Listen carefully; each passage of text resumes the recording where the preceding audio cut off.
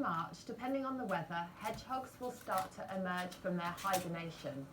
They would have been hibernating since about November, and during this time they would have lost a third of the total body weight.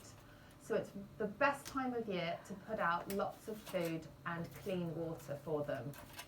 Here you can see we have some hedgehog food. It looks a little bit like a cat food. It's like a dry biscuit.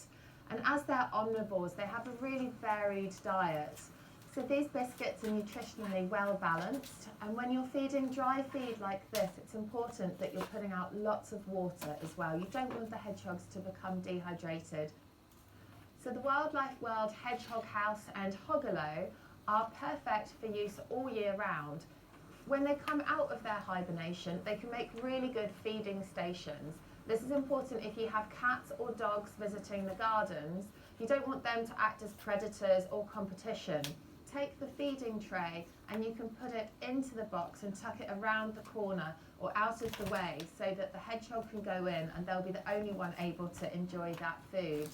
From March and April, the hedgehogs will be trying to eat as much as they can to build up their reserves so that they get to a weight to enable them to reproduce. From June, they start to mate, and the females are then pregnant for about 4 weeks when they need to take on a lot of food to make sure that they're healthy enough to produce up to 6 or 7 little hoglets. Once the hoglets are born in July, they then have to go out and feed to provide enough energy, not just for themselves, but for all of their hoglets as well. In your garden, it's a good idea during this time to look at making sure that the garden is hedgehog friendly. So opening up any areas so that the hedgehogs can travel to other gardens to get natural food as well. Making sure you're not using any slug pellets or pesticides is really critical to their survival.